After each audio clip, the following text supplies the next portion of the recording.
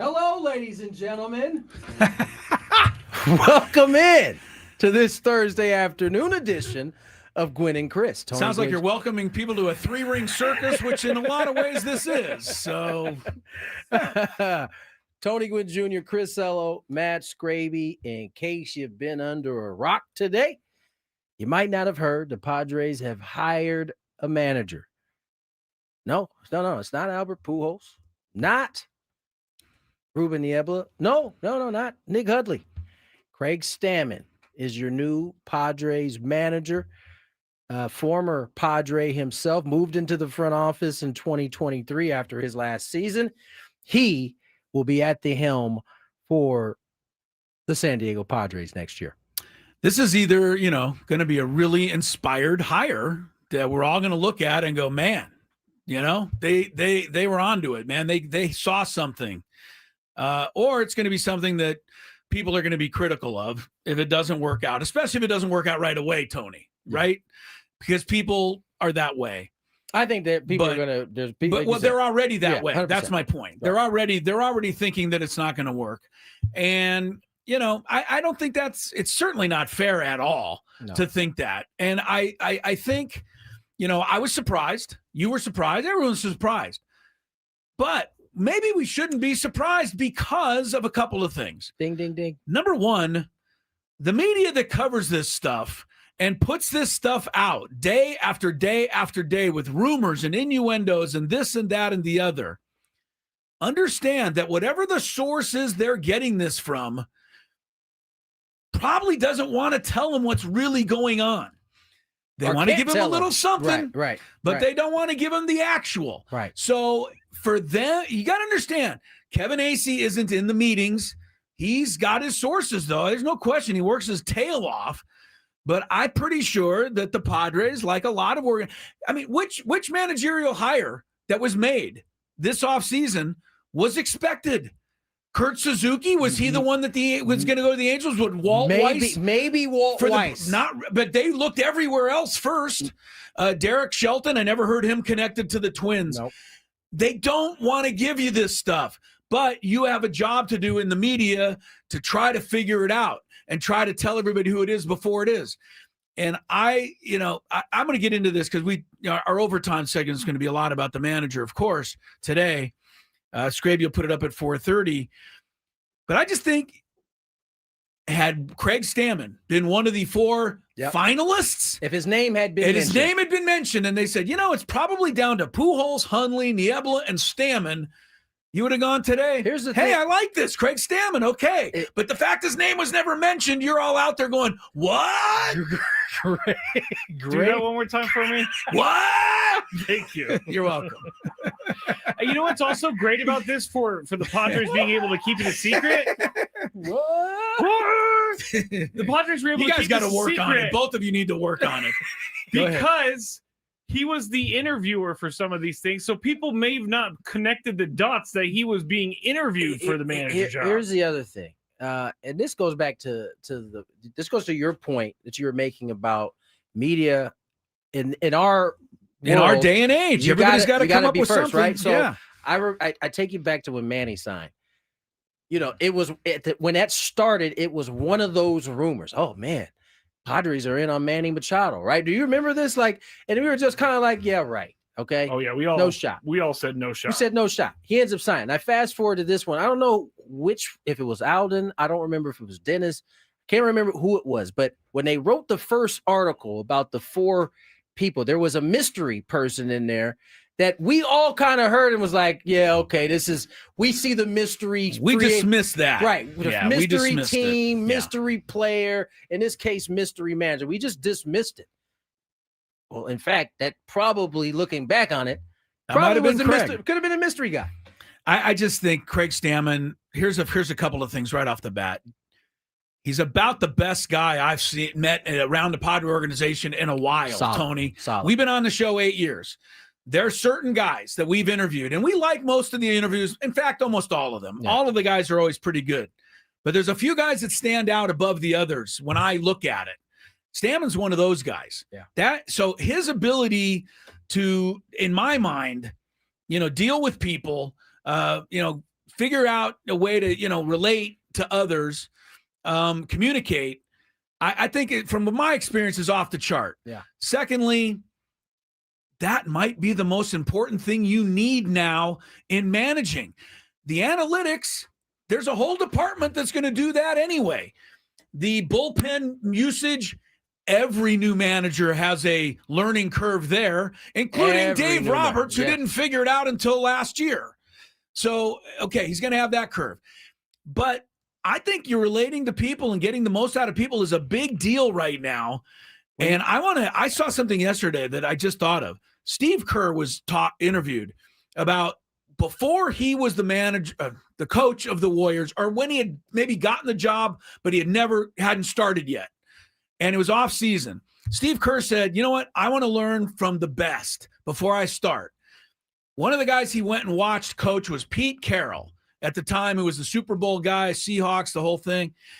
And Steve Kerr said he, watched Pete Carroll for 2-3 days. And Pete Carroll called him into his office. And Steve Kerr was and Pete Carroll said, so what are you going to do? What Pete Carroll asked him, how are you going to do this? And Steve Kerr started giving him his offense and his defense and how he's going to do the rotations and what he had studied. And Pete Carroll said, ho. He goes, that's fine. He goes, but I'm going to tell you, every coach has that. How are you going to deal with people? Yeah. How are you going to deal with your players? What are going to be the four, and he asked for 4 things, but what are going to be the 4 most important things about the character of the players you have and the way you relate to them? You come up with those, and you'll have the secret to your success. And that's interesting. That's coming from Steve Kerr and Pete Carroll. I'm not saying Craig Stammen's the same, but the relations in this day and age, Tony, you've seen this. They matter, man. They matter when guys feel like you got their back. And what we know is that it doesn't just expand to your players. It needs to expand to your staff as well. Right. Stam I was a teammate of his in 2015.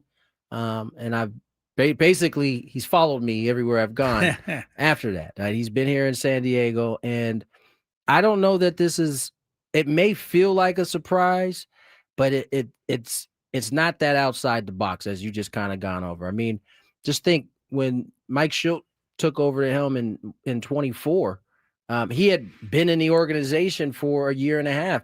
And one of his advantages was that he knew the organization, he knew the people he was working in. He had those relations, or at least had started to build those relationships.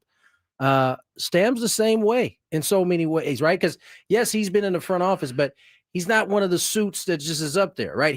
I've literally seen him on the field shagging. He's in that clubhouse. Like, yeah, he still wants to. He's still very much around, and the minor league part of it too, Tony, which was part of his duties, was to be around that. Look, I think it's a really good hire. If it's not, then you can all say you were wrong. I don't know.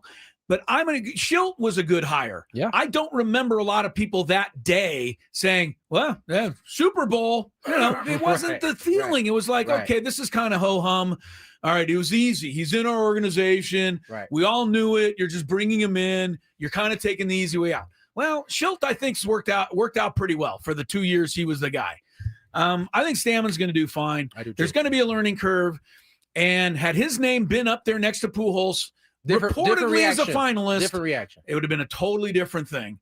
And I want people to listen to the overtime today, because I did a deep dive on what successful managers were as players before they got into managing.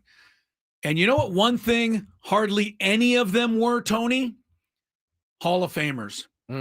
And Pujols is going to be a Hall of Famer very soon. You find me. I'll let you take the time to do it if you want. Go through Wikipedia, wherever you got to.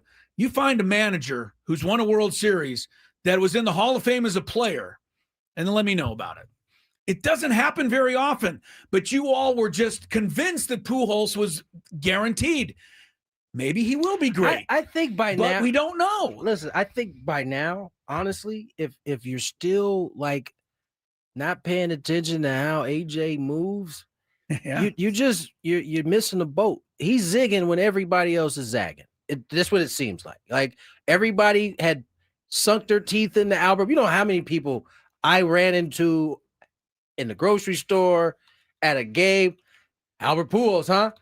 I don't know, man. We'll see. Yeah, it was like fait accompli. We'll see, because ultimately, there's always an outside the box type of thought, at least to the outside world, that AJ Preller is always entertaining. And so I got a chance to speak with AJ earlier today. I almost forgot to tell you guys, but I was going to poke you for it. It was more for, it was about our pickup game tomorrow. I was going to say he didn't like the screen you set for him last week or something. About making sure. I mean, let's look. We hired a manager today, but Tony, next time, come on. It was about our making sure I was healthy enough to play in the morning. Right. But so I said, hey man, you seem to be zigging when everybody else is zagging, and he just kind of laughed.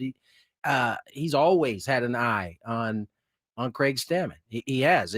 I think it probably was more about Craig wanting to commit to doing that. He has a young family that, he's going to be taking time away to do the best job he can here. And so I think all the candidates at the end of the day kind of had the same thing working for him. I think the difference was there was some familiarity with Stammen. He's always one of the smarter baseball people that's going to be in the room.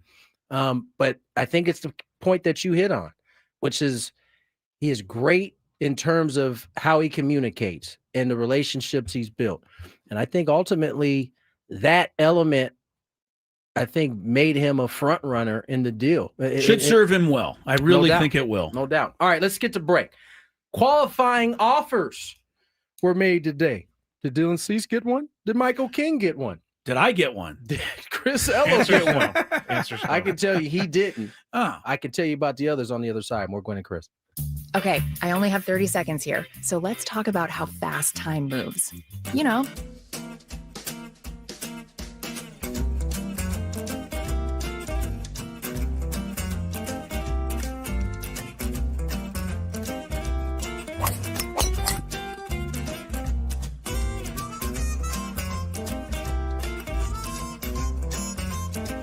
These things.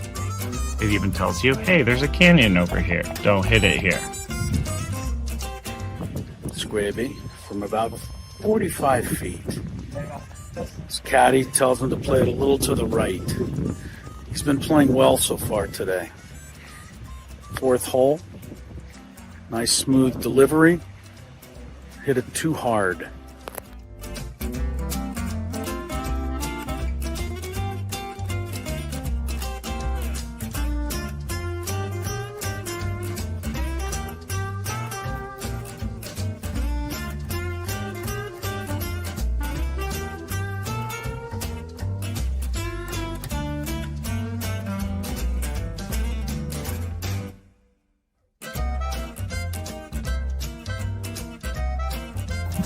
Sasquatch. So Chris says that he can't play golf, but this is the second birdie putt he's made for us. This time it was like 20 feet. Thank you very much, Craig. But once again, you're hitting some very nice shots as well. I'm not usually complimentary to you, but can't help but be complimentary. Your shot making today. With my what? Your shot making. You hit some.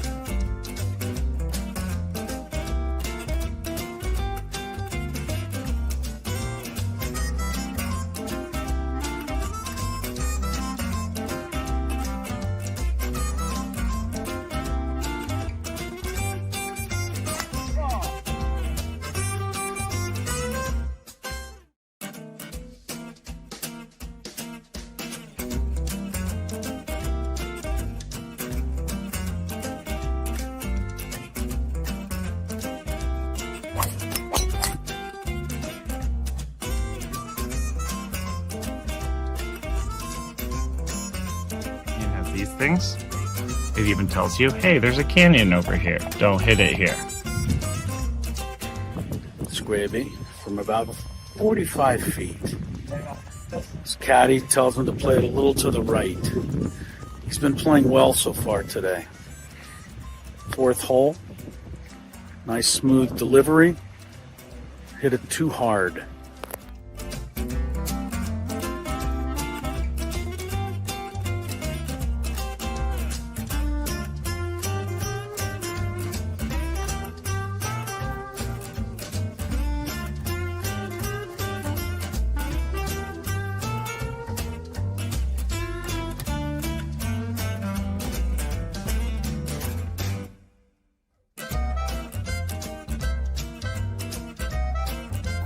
Sasquatch.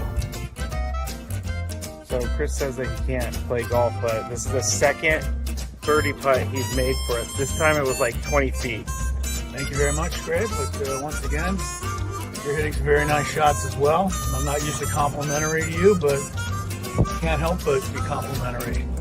Your shot making today. With my what? Your shot making. You hit some.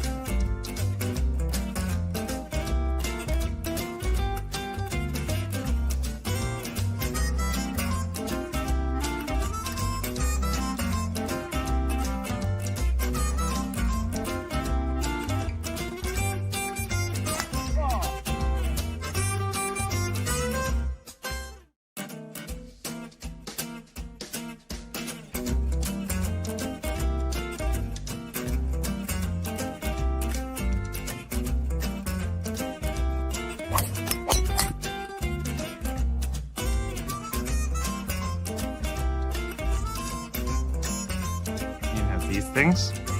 It even tells you, hey, there's a canyon over here. Don't hit it here.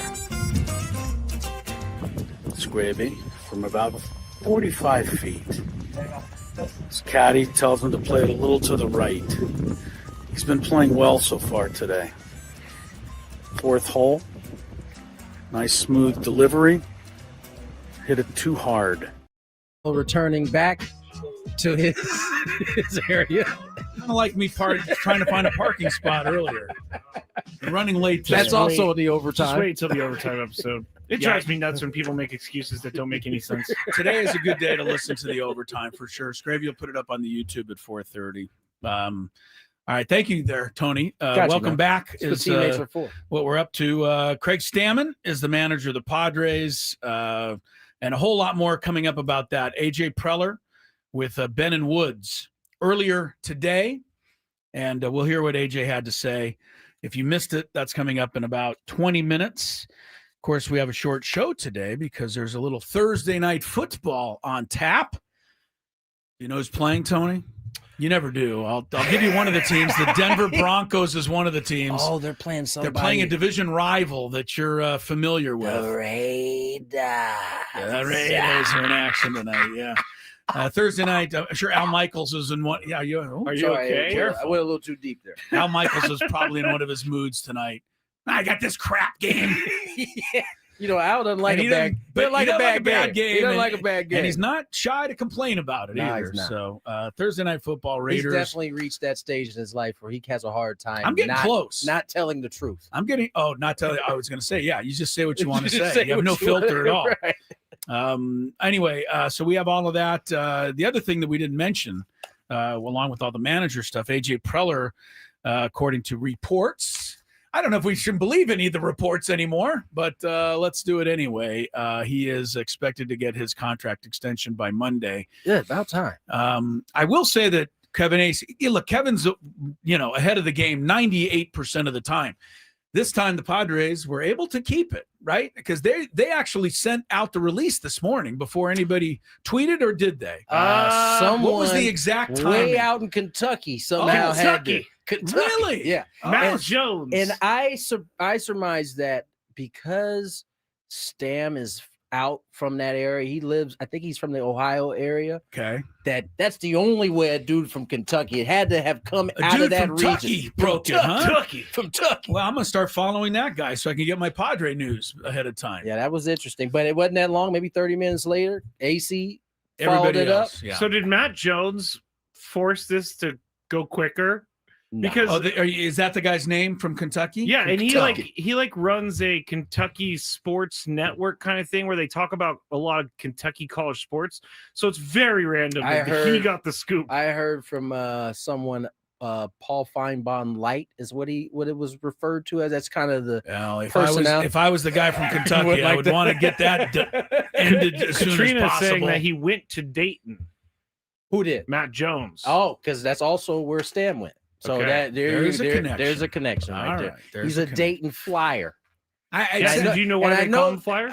No, I don't. But I know that being Stam had these conversations because he follows their basketball team. Obviously, I follow State. We kind of mid-major guys, if State you will. played in Dayton last year, They although did they'd like to indeed. forget about it. They probably And would. that first Well, four. okay, yeah, that makes sense. Never mind. It wasn't Matt Jones that went to date. Okay, never mind. That makes no sense. Katrina, come on. Katrina, don't do that to I'm us. blaming the chat again. But hey, look, the guy from Kentucky finding out it's blind squirrel acorn thing, probably. Kind of like, I mean, He said he said in his tweet that he got a text from someone that said the next manager is going to be, which is went with it. I could have sent him that text. Was the disclaimer? I think Adam was telling us the disclaimer was he said that if this ends up being wrong, I'll never break another Padre news story again. And it worked. Turned out to be right. It makes me remember one of my glory moments. Sorry to do this and be self-serving, but the time that I called. The time I called the hotel, shut up, Skraby. Oh my gosh, I've heard this story 9 million times. You're not going to hear it 9 million. I want to hear it 9 million All times. the other people are wondering, what's he going to say? What's he going to say? Skraby, you ruined it for us. Why don't you tell us, Skraby? You know the story. What story is it? What was Skraby? it? Is it the Dick Vitale story? Is it the Kevin Garnett story? Is it the one where you called the guy a loser and he was on hold? No, that's another one, though. Those are all, okay, those are all stories. What were you saying? You know the story. It was when I called the hotel and Mike Dunleavy picked up the phone. That's right. And then he was going to be the Laker coach the next day, and nobody knew that he was in town. And I wrote it and then crossed my fingers. And the next day he was the coach. In all seriousness, that is pretty cool. It feels good to have take information a risk, that no one else and has. then it worked for you. Yeah, but you know who took the risk, don't you? Lori Ello. Oh, she was the one that dialed the phone because I didn't have the guts to do it. Well, I'm not talking about that. I'm talking about actually writing it. Oh, before. Yeah. I think well, my editor had something to do with that. He's like, "We need a little something here. Okay. Let's go with it." Fair enough. I said I did talk to him. He goes, "There's no other way he would be here," so we went with it. But yeah, Lori called and asked for his, in the hotel. It said Mike Dunleavy's room. And then the next thing she said is, "It's ringing." And there it was. All right. Anyway, we are underway. And we mentioned this about the managers. Stammen is the 8th manager to be hired this offseason. The Rockies are still looking for one. Although they did hire their new GM or director of baseball ops today. It's a name people are actually pretty familiar with. Paul DePodesta, who actually was the character Jonah Hill played in the movie Moneyball. It's a good character. But he was basically run out of baseball for ineptitude, was he not, Tony, when he was with the Dodgers, I think? After the Moneyball thing right. He took a job with the Dodgers, and then he proved he really couldn't do the job without Brad Pitt's character, which was Billy Beane. So, yeah, DePodesta ended up, you know who he's been in charge of? The Cleveland Browns. Yowzers. I mean, this makes sense, though. I mean, a terrible organization. Why would you? A guy that this is poorly ran organization, you look to another. You go to another organization. Yeah, the Rockies and bring in somebody from over there. We should say that it's probably good because the Rockies are just never going to be a threat to us in this division. Right. Probably as long as we live. Great hire. Great hire, guys. Good luck with DePodesta, but he needs a manager. But the other managers, ask yourself, how many of these did you expect? Before you go crazy on the Padres and say, this caught me. The offseason has been full of unexpected hires. There's nobody. Walt Weiss was the last guy anyone was talking about in Atlanta. They were looking all over, apparently. Settled on a guy that was already there. Blake Butera with Washington. Nobody had ever even heard of him, unless you're really into the game. Derek Shelton, at least there's a previous manager, but I don't remember him being linked to the Twins until he got the job. Well, I went over this. He worked for the Twins before, so he already had that and a little connection established. All right, how about Albernez of Baltimore? Nobody knew who he was. Kurt Suzuki, the Angels. I heard a lot of names besides his. Maybe Skip Schumacher seemed like a pretty decent fit with Texas. Once you saw him sign on and you saw Venable leave, that one seemed okay. And then the most shocking of all, sorry, but Tony Vitiello, the Giants. Yeah. Nobody saw a college coach being hired. I mean, his name's Vitello. That's how much he's not known. Seriously. Yeah, he's related, long lost relative. Oh, I keep remembering. He said Vitiello. I was just trying to make a joke. Oh, Vitello, Ello. It didn't. You missed land. again. Didn't land. So anyway, if that's the only reason that you're, quote, upset about this hire, get a hold of yourself. Because this is what Major League Baseball teams are A, doing, and B, they don't want to give clues to who they're close to hiring. No. That's why it's a surprise. It's meant to be this way.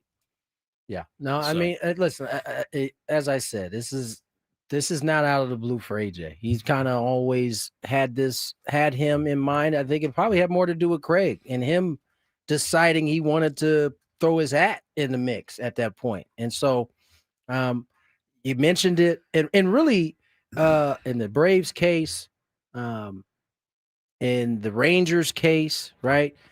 All these guys are taking over teams that they already have some continuity with. They already have a lot of the some built-in relationships already.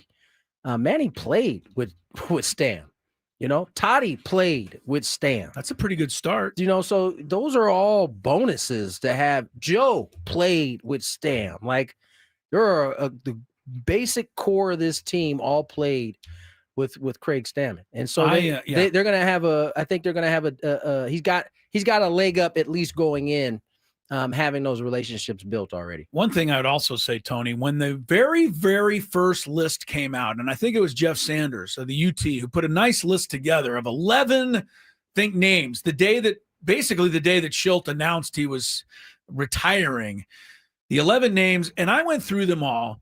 One of the ones that I gravitated to on that original list was Scott Service. I did because he was already in the Padre organization and had familiarity. So that is kind of what they ended up getting, was somebody in that same vein. So I don't know if you guys saw this. I mean, there's Dennis Lynn kind of put this up on his Twitter. Okay, we're going. Skraby's giving signals. Whenever that happens, this is like the best way. I shouldn't have stopped. I got to get better. That was a rookie kind of mistake there. Ben Fritz, who, according to Dennis Lynn, was recently given a new multi-year deal. So the staff is going to probably be coming in pretty much intact outside of the hitting coach spot as Stammen comes in. Don't know if that's going to be the same for the bench coach spot, but I think my guess is all the coaches probably given permission to look elsewhere, except for those who were already under contract. Isn't it most important too, Tony, that Ruben Niebla be kept in the fold?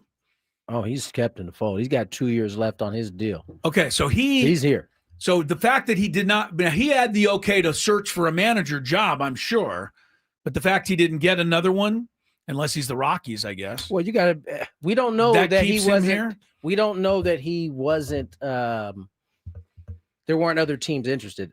Because he's under contract, you'd have to be given permission from the Padres in order to talk to Ruben. I don't think the Padres had any plans of letting Ruben go unless it was going to be as their manager. Right. Well, I'm hoping and I'm assuming that Stammen and he had some pretty decent relationship, although Niebla wasn't Stammen's pitching coach here. There was somebody else. Maybe. Yeah, he was. Has Ruben been here that long? That He's worked been here with longer Stammen? than 2 years. Yeah, he has. Yeah, Stammen his last year was 23. So and Ruben came to the team in 2022. So yeah. Okay. He had him. That's an interesting dynamic. All right, so let me ask you this, Tony. It We got a couple of minutes. You talked about the qualifying offers, right? Yeah. Going into the break. And 2 of them were Padre players that were given qualifying offers, right? Michael King, Dylan Cease. Tell us what that means, because I don't really understand all that. Does that put us back in a favored role to get either of them? They've lessened the blow on the qualifying offers due to the last collective bargaining. It used to be the qualifying offer pretty much crippled any team if a player took the qualifying offer, or it hampered the free agent if they extended the qualifying offer. And so it's changed a little bit, so it's not as harsh on the guys who are extended qualifying offers. Certainly Michael King, who I think was the guy along with Dylan Cease that were offered qualifying offers, they can take that money. It's the 20 and a half, somewhere around there. 22. 22. That's the going rate. So guess, they can get that from the Padres and be done right now. Be done right now. 1 year deal, 22. But we're boom. assuming neither of them are going to take It's it. somewhat like a franchise It's tag. we've already seen the projections for both Cease and King, and both of them eclipse that number. So it's 25 is the number it's starting at least for King. All right. So the qualifying offer is a nice little story that Jeff Passan can break today, but it doesn't really amount to a hill of beans. Michael King could get out there. Now, he's got a certain amount of time to accept his qualifying. I think it's a week. Yeah, you don't get it all day. And so maybe he feels like it's the best offer he's going to get, or he thinks, nah, I'm going to take my shot on the free agency market. Now, here's another reason why they do this. And we should say that Luis Arraez was not offered one, neither was Ryan O'Hearn. And the reason they do that, they don't want to offer four guys $22 million, and they all four take guys it. Yeah. opt in.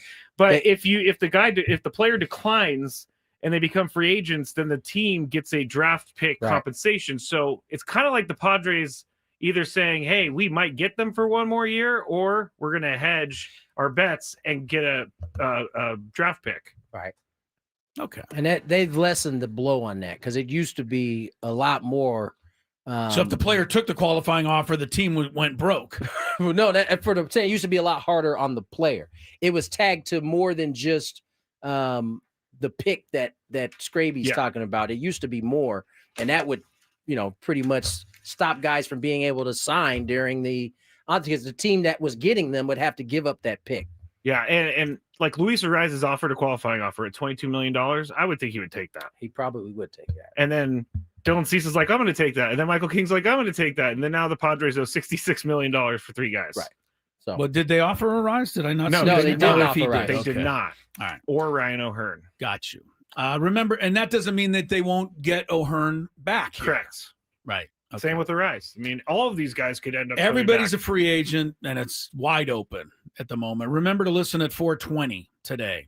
That's only an hour and a half or so from now. We're going to announce today's biggest fan. That winner will have a chance to qualify for a night in our Odyssey suite at a future Padres home game.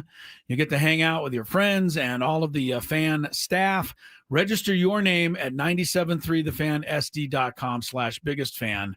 And then once you do that, you have the possibility of having your name called even as early as today at 4:20. All right, AJ Preller, what did he have to say about the hiring of Craig Stammen? Ben and Weirds, they had him on. Those two guys. I think Sam Levitt was sitting in for Woods this morning. So Ben and Levitt. Ben and Levy. All right. They're coming up with AJ Preller, so you get to hear what he had to say when we come back. Gwynn and Chris.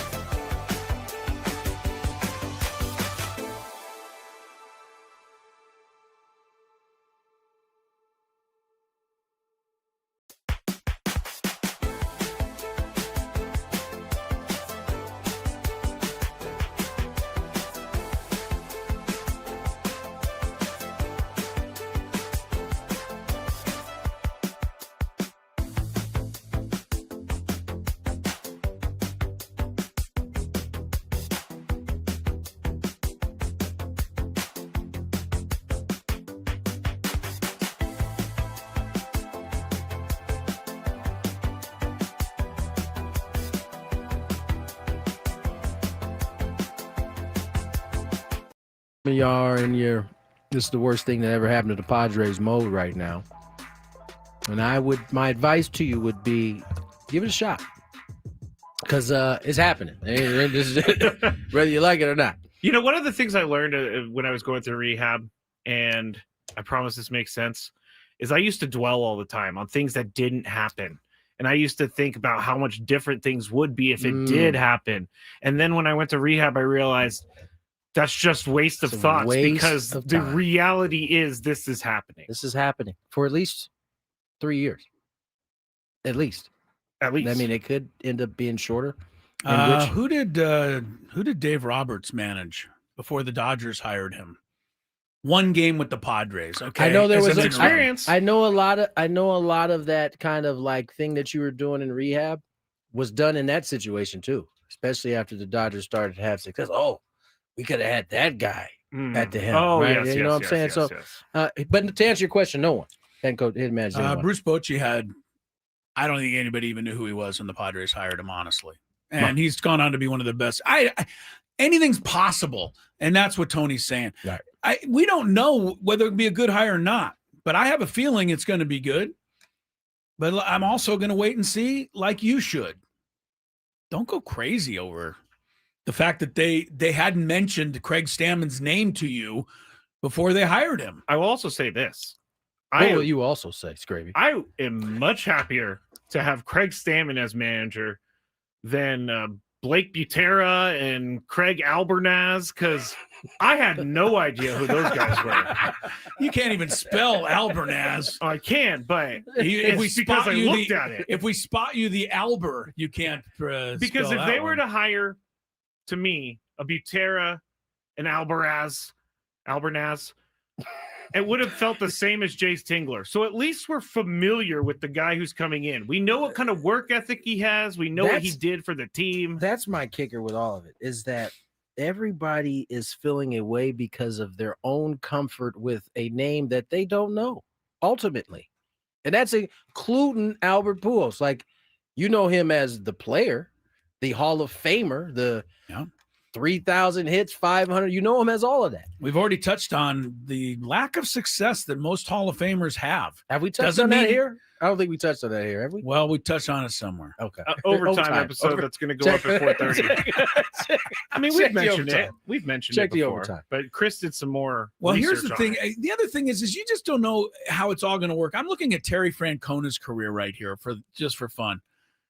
Did you know that he managed the Phillies for 4 years? I did. And was never better than 20 games under 500. What years was that? 97 through 2000. He won 68, 75. So he was a little, 12 under, 77, 65. So twice he was like 30 games under 500. He then was nobody for 3 years. Then the Red Sox brought him in 2004 and he won the World Series. Yep. And now he's the greatest manager of all time, or you know what I mean. So it's the managing is a hit and miss thing in all facets. I think when you think about it, I think the major point is you just don't know. You don't know. You don't know. You think you do, but you don't. There's a chance you might be right, but there's no. You're gonna. Well, right. I mean, some people are going to say he's going to be good. Some are going to say he's going to be bad, and half you're going to probably be right. So that's probably where this stands right now. I think it's kind of. I like the fact that he has the familiarity with the organization. I think. I'm really trying to dig into this. And if you want me to be negative, it's not that I'm not looking at that. I'm trying to see what your negativity is a result of out there. And what I'm coming up with is that you hadn't heard his name. Because there's no other reason to be negative about Craig Stammen. Or if you say, well, he didn't have experience. Well, but none of the people whose names you had heard had experience. I think we're also in a weird spot where Tony put 0 up.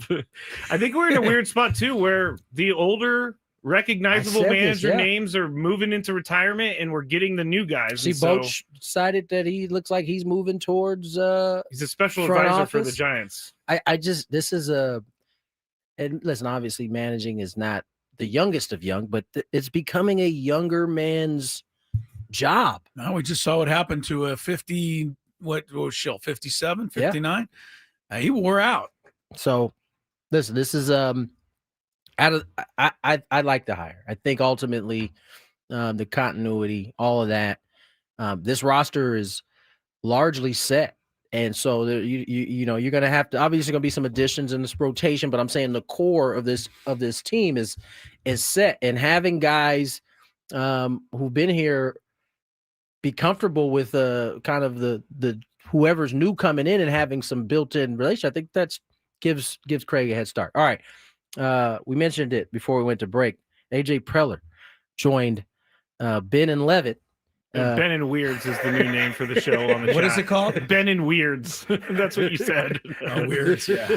Ben and Levitt, because Sam sat in for Woodsy today, and they talked to Mr. Preller. And the first question, obviously, out of their mouth was, how did he come across the hire of Craig Stammen? Is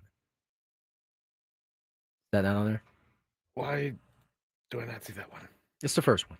Huh. That's a point for Skraby. Yeah, yep. I didn't. I guess I I worded didn't it a drag little in. bit Nope, different. nope. I didn't drag all them in. This is my fault. I get a point. Nah, it's 2 Yeah, points I now. mean, we obviously sat down with long list of candidates to start with, and I think from Craig, he's somebody that he's been in the organization. He's been big in terms of somebody that on the field was extremely hard worker, a player that was on our teams, led in on the field and also in the clubhouse.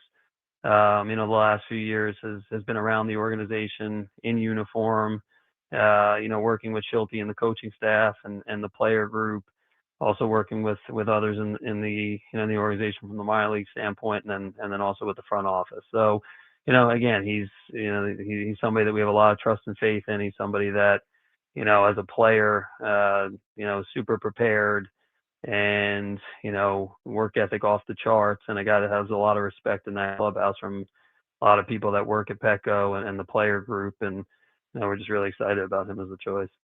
AJ Preller likes grinders. I can tell you that. Craig Stammen is a grinder, and I think he kind of hit on all the things that we've been talking about. Why it was a good hire for him. When you have that type of respect for the person at the top of the organization, and it's the same respect that you have for the person at the bottom of the organization, I think those are the type of people that can have success. And that's kind of what AJ was hitting on there, Chris. Yes, and another thing I'm going to hit on is a reminder of something we did say earlier. Not that Craig Stammen has to work harder for this to happen, but I hope that they get off to a good start, because what people are going to do around For here. sure. And who's going to hear it every day? We are. We can't believe they hired this guy. What were you guys? You guys said it was going to be okay. Sorry, sir. They're 2-3. I apologize. Sir, this is a Wendy's. I mean, it's going to be, we're going to hear about it. For sure. So, I'm very curious. Please get off to a good start. I'm very curious to see how he handles the media, especially not Mike Schilt. There were some moments, but I'm very curious. I feel like he's going to be very media savvy. He'll have moments too, though, because he's a guy. Absolutely will have moments. He's a competitor. Yeah, I it will be interesting to see the different contrasts. Like, now that I've been doing this for a little bit of time, in terms of on the broadcast side, I've seen many different forms of it. Right, I've been around to see Bo Mel do his thing, and you saw how Mike kind of did his thing and the differences between the two. Now you're gonna get Stammen, who what now? He not out of the game, that far removed from actually being on the field. But he was a pretty approachable guy, I'm assuming, in locker rooms after games, right? He was generally the guy that the media went to because they knew they'd get something good from him. Yeah. So, man, they meaning Ben and Sam both talked to him about his current relationship with the players.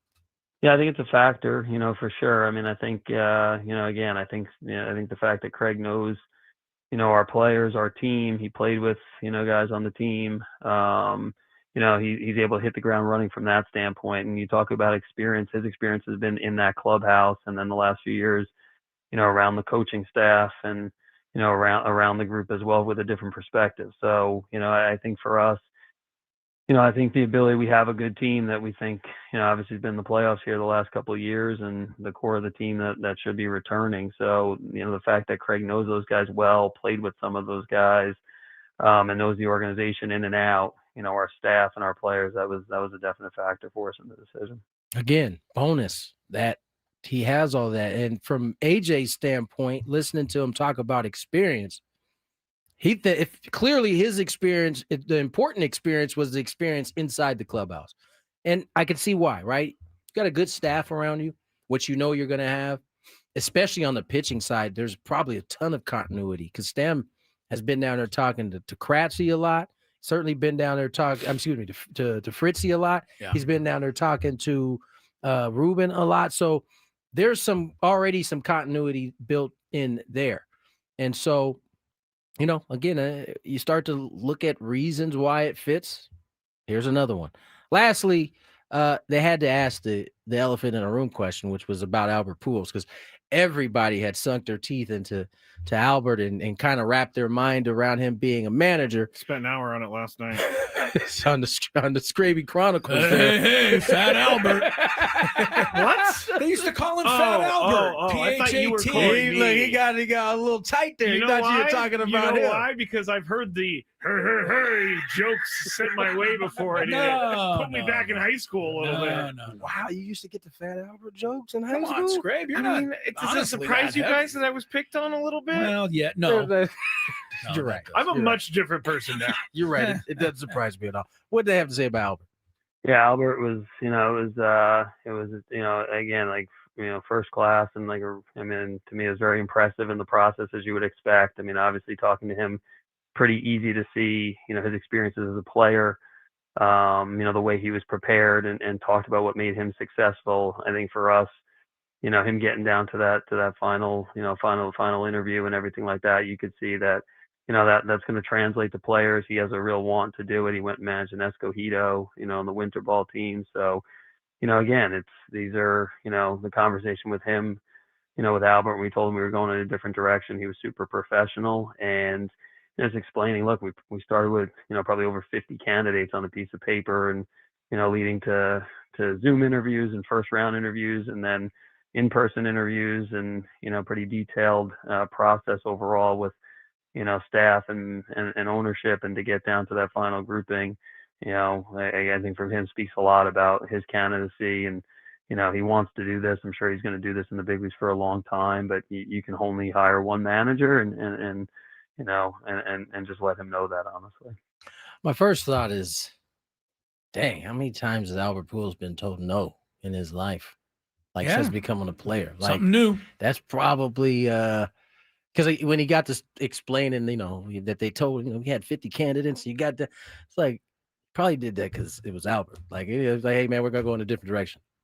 Thank you. Yeah, that would. I don't know if that would be the easiest conversation. You know what I'm saying? That seems like that'd be quite awkward. What I want to know: did the crack interviewers this morning, Ben and Sammy Levitt, ask Craig Stammen, or ask Albert or AJ what Craig Stammen's thought is when it comes to bunting? Isn't that really what everybody wants to know? No, because the leading culprit was not in the building for that question. Woodsy would have opened with that. Does he like to bunt? I think, Tony, you just found a question for next week. Oh, yeah, I won't be asking that one. I promise you. Yeah, your boy's sitting in for Sam Levitt on Monday. So doing the Craig Stammen interview. Where am I going? You're going to be he's going down early for the press conference. For the press conference. Oh, okay. Yeah. No, all right. You're still here. I'll be here too with you. Don't worry. Okay. All right, let's get to break. 3:00 hour on the other side. We may have Daily Gambit. We may have something else. Don't know yet. Stay tuned. More Gwynn and Chris. We're thinking.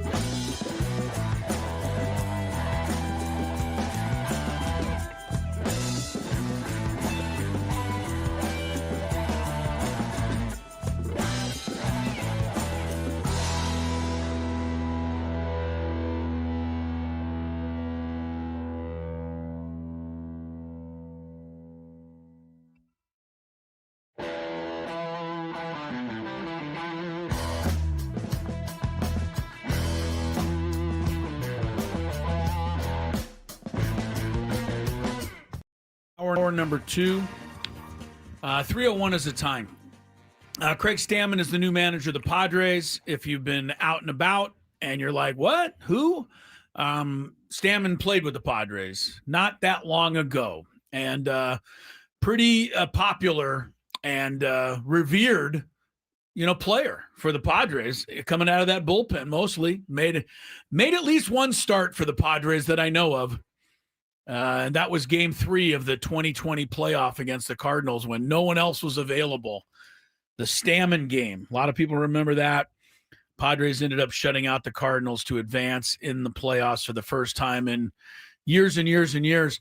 Stammen gets the call over the finalists whose names you had heard, like Albert Pujols and Ruben Niebla and Nick Hundley. Ruben Niebla, hopefully, I think by all accounts, will stay on as the pitching coach. We'll talk a lot more about that. We've talked about it for an hour. But before we go any further and get into some Daily Gambit, you guys out there are weird. All right? I'm not talking about these two guys because we already know. But you people out there, the ones who listen, the ones that are on the chat, you guys are weird.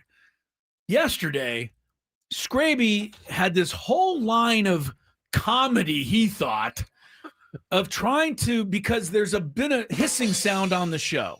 I haven't heard it today. I haven't heard it today either, but it's been in our ears the last couple of days. The last few days, there's been like some sort of hissing sound. Nobody could figure out where it was coming from. Not that. But he did play that yesterday like 12 times thinking that was funny. And he also surmised that the hissing must have been because I was having some stomach issues. And he ran this line of what he felt comedy the whole show. I was about to kick his butt because I was really tired of it.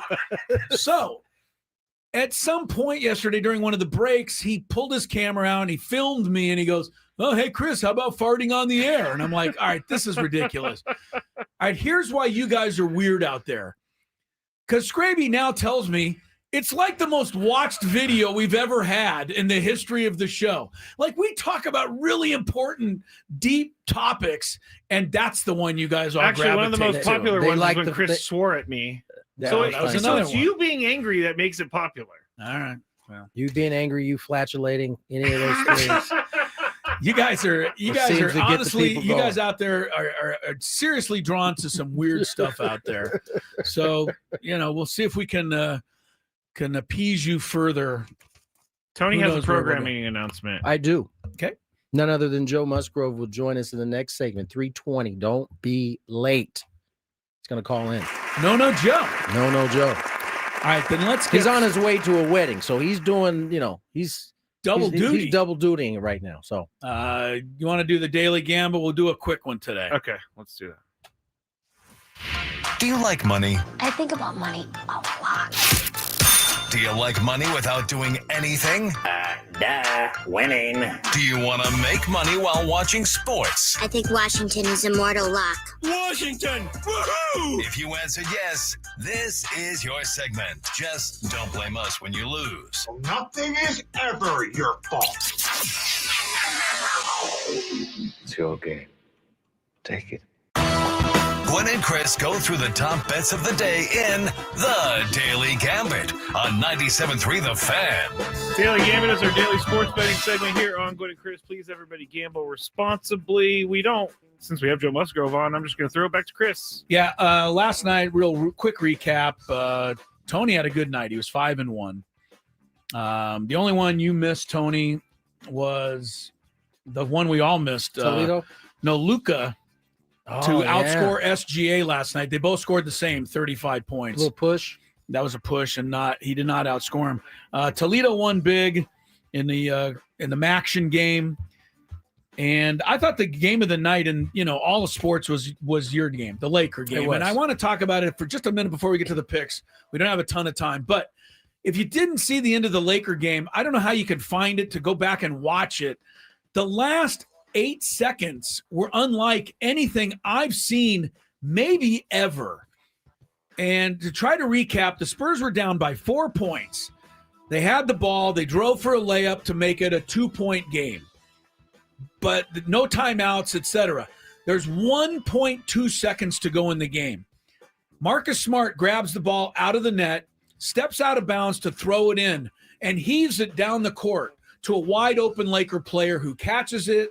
Clock runs out, game over.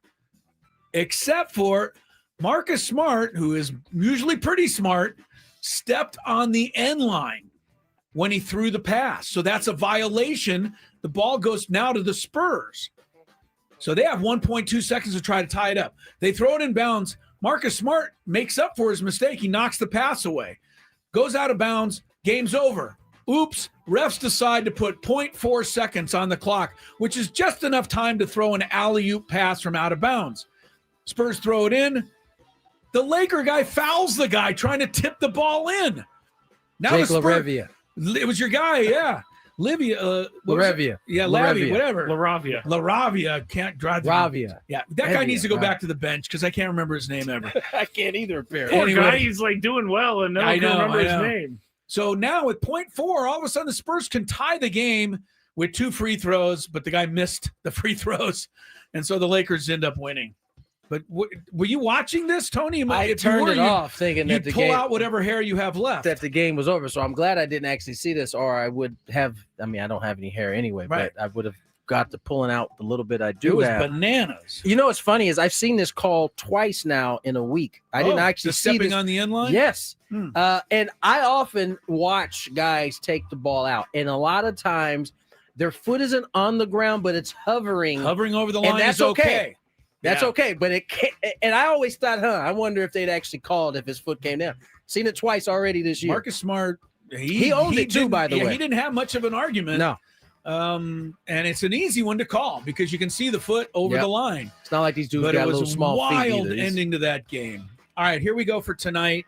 There's only one NBA game tonight. Phoenix 2.5 over the Clippers. Both teams are off to slow starts. Games in Phoenix. Tony, you go first. You're the NBA expert. I don't think either of these teams. Phoenix are having who? Suns against the Clippers, and I guess Kawhi's out. Kawhi I don't know. How would I know? Kawhi, I'm going to guess he's out. He's usually out, isn't he? Skraby, you want to go first? I'm going to look and see if What was the Kawhi's spread? out. Phoenix 2.5. I'm looking. I don't see Kawhi on the points list, so I'm assuming he's out. Yeah. I don't even see Harden on the points list. Harden's out. Leonard's out. And then some guy, Miller and Sanders, is out that you guys don't know. Oh, well, now that Sanders is out, I'm going with the Suns. Dylan the Villain's out.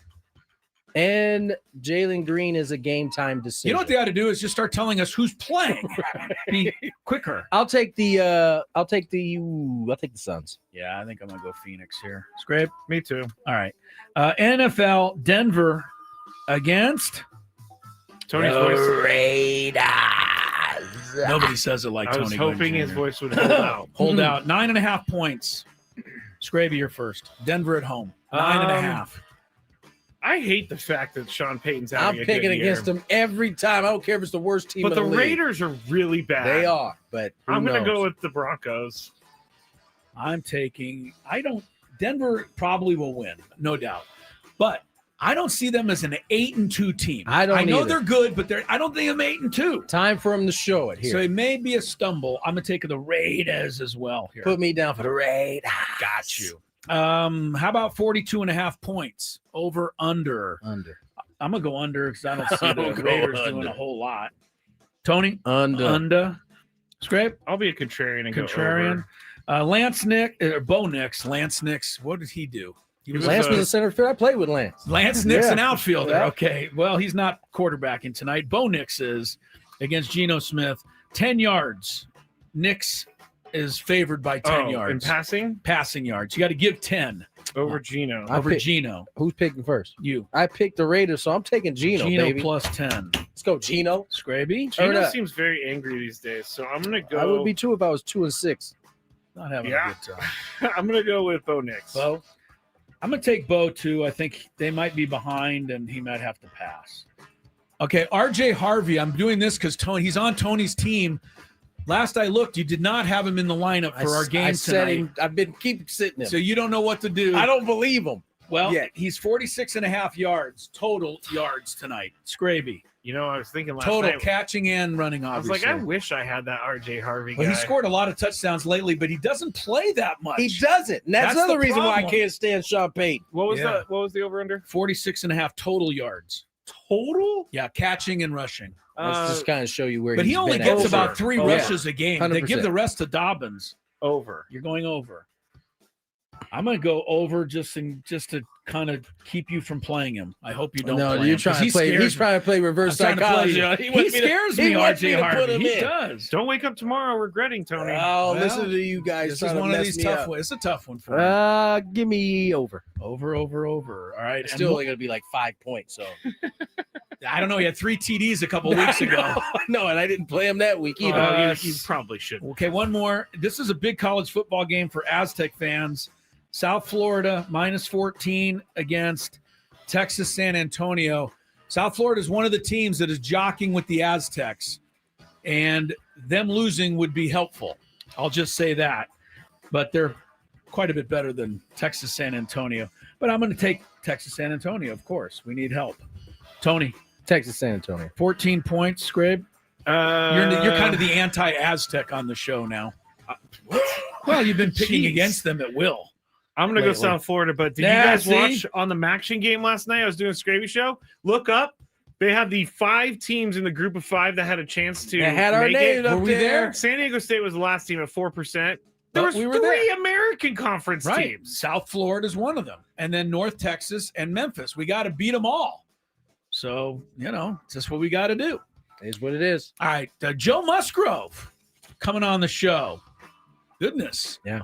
Can't wait for that. Always love having No Joe. See how he's coming along. On the day the Padres hire Craig Stammen as the new manager, we check traffic.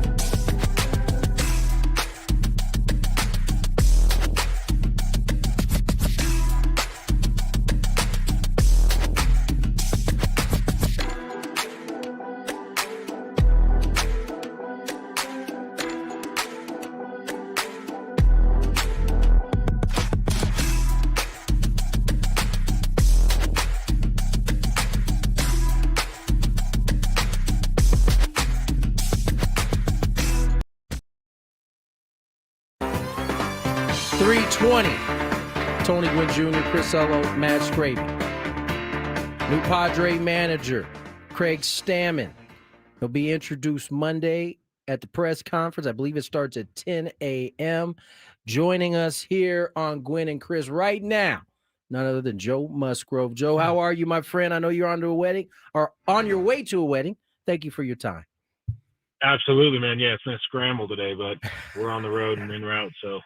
Good. You're not performing the ceremony as I am for my godson next Friday. I'm getting a little nervous about it, actually. No, man, these people are spending too much money to come to this wedding to watch me up here, so. Fair enough. Well, listen, obviously big news today. Craig Stammen, a former teammate of yours, is going to be at the helm. He's going to be your manager. What are your thoughts? I mean, I assume you were as surprised as everybody else were. Yeah, very surprised. And not a negative surprise, just, a name that we didn't even know was in the running and somebody that I didn't know was willing to step into that role as soon as he has. But I couldn't be more excited about it, man. I mean, obviously, maybe slightly biased because I've gotten a chance to play with him, but, that's also experience that gives me, a strong feeling that he's going to be really good in this role. Just the character, the person, the integrity, the relationships that he built over his years here with players and front office. He's just like the gold standard for what you'd want out of a professional ball player and, hopefully out of a manager. Joe Musgrove, great to have him with us. It's good talking to you again, Joe, and look forward to, you being back in uniform. We'll ask about that in a minute. But anything you can share with Stammen and just the 2 years you played with him that might give us a little peek into, what Craig Stammen is all about. Yeah, the high character is the biggest thing. Craig's one of the most consistent, honest,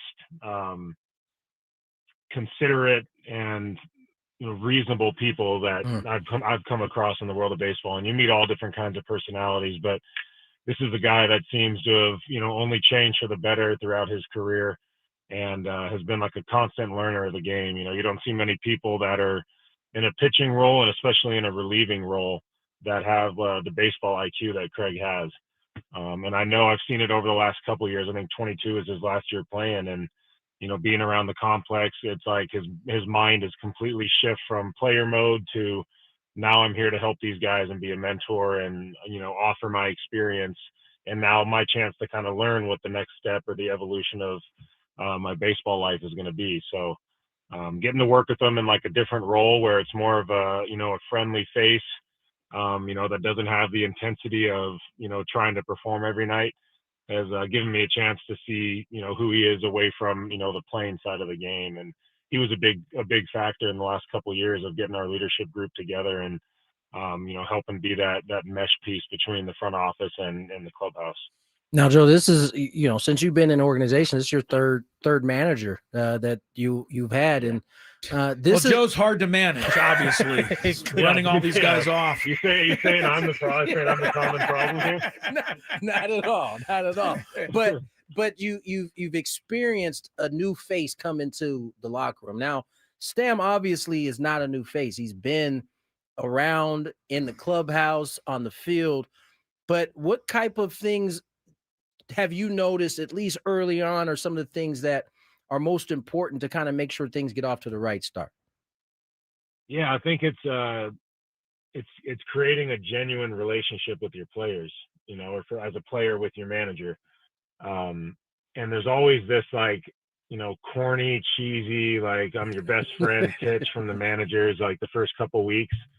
And then most of them start to show their true colors as the year goes on. And, you have this feeling in your stomach. And I'm not comparing this to any manager I've been in the past, but I have been around guys, that are like this. And there's that feeling of, this guy was all smiles and kisses when we first met. And now it's getting to the gritty stuff and, he's showing his true colors. So yeah, I think going into this, Craig has that relationship established with a majority of the people in the organization, and definitely a lot of guys in that clubhouse.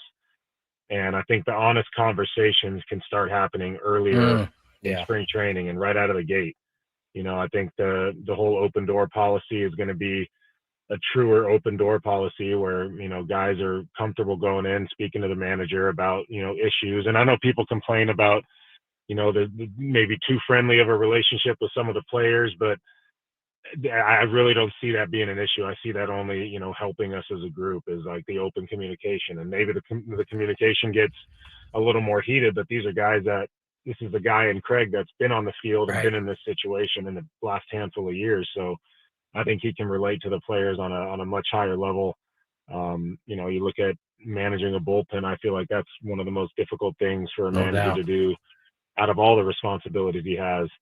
And, with the combination of him and Ruben, if that's what Ruben decides to do, which we're all, fingers crossed he does, I think it's a really good duo to get our guys through the year healthy, to find out where to push these starters.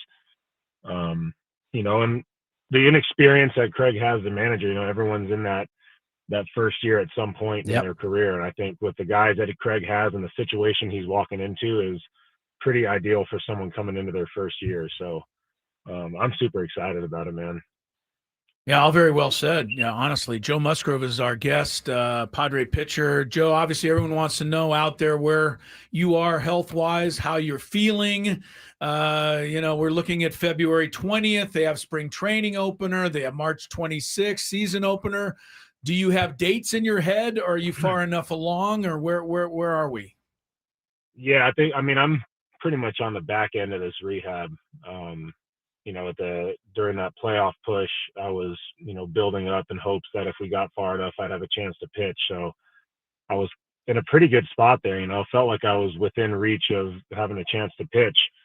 So I feel good knowing that, I have tested this thing a little bit. I've gotten the velo up into the 90s, pretty close to full intensity, and, responded pretty well. So the fact that we ran out of time at the end of the year kind of pushed us into this little deload, kind of more of a normal off season. What I would do, if the season ended on the day that it did, I would go into like a deload of throwing and kind of taper off and then, slowly build back up. So I'm just now in like the phase of building back up in my second week of playing catch. I've been back in the gym for a few weeks. So I feel great. I mean, this is a 13-month mark now, I think 14 months maybe. And, I feel great. And knowing that I have 4.5 more months to really get this thing dialed in, I feel, pretty confident that I'm going to be ready to go come spring. You said something that kind of piqued my curiosity a little bit. You were talking about the bullpen and being the most difficult thing to kind of manage for any manager. We just watched the postseason and we saw how different the bullpen was managed for all teams really in the postseason versus the regular season. What is it exactly about the postseason that leads to the way bullpens are used then versus the regular season, outside of the length of the season and having to get through it all? Yeah, I think you see a lot more heavy matchup-based games because, over the course of the season, there's decisions that are made that, I listen to fans on the radio, lose their mind and pull their hair out over. But, there's so much that happens that, sometimes the guy's got to stay out there and wear 8 runs and 60 pitches and, for the betterment of the group moving forward. But when playoff time comes, it's about, winning every game. Obviously, you guys know it. Every game matters so much more at that point that, everything is mapped out. And it's like, if our starter can give us 3 now, that's the best case scenario. And then we'll get them out of there. Then we got 6 guys lined up to go an inning apiece and match up. I was actually intrigued how our bullpen was run, for a majority of the year, really. But having, the multiples from every guy where it's not just come in and get your 3 outs, maybe you do get 3 outs only, but you get those outs, spanning across 2 innings, which it's a lot different for a pitcher, to go out there and have 2 ups as opposed to just come in and get your 3 and get out of there. Yeah. And our guys handled that really, really well. And in the postseason, the way that, Schulte was able to, piece things together to get us through those last handful of games. And, you can see the dynamic with the type of bullpen that we had, what we can do with it. No doubt. Joe, we know you got a wedding to get to, man. We appreciate you giving us this little bit of time, man. We'll catch up again soon, man. Enjoy yourself tonight. Appreciate it, Joe. Absolutely. Hey, go Aztecs, huh? Yes, sir. There we have it. There you go. Thanks. Go, Thanks. baby boys are back. Yes, sir. All right, Joe, take care, brother. All right, see you guys. Joe Musgrove. Always fun to catch up. Because he did that, I'm going to call in next week on my way to the wedding. Just call in where? Here? Here, Our yeah. show? Calling the show. I don't think the phones work that day. I've heard that they're going to Phones are break gonna that be down, huh? Yes, they're going to break that Phone down. lines are going to break down. All right. That, made me feel better. And I knew it was going to Yeah. make me feel better. You know what made me a little queasy though? What? When he said, hopefully Ruben He does caught that too. That's like, We're whoa, keeping our what? fingers crossed. What? Yes. I pulled that out too, but I think he's just covering his bases there. Okay, hopefully. I think he's because if I didn't cross confident my that- fingers, I'll cross them right now. Yeah, I think he's confident Ruben will be back, but you have to leave any possibility open. that's true. He doesn't want to come on here and say he's coming back and then realize that he's not actually coming back. I don't think Tony he wanted to hear revealed that, anything though. to me, to us. Let's real quick, all guests on the 97.3 The Fan on 97.3. Join us via the David. Man, we are struggling today.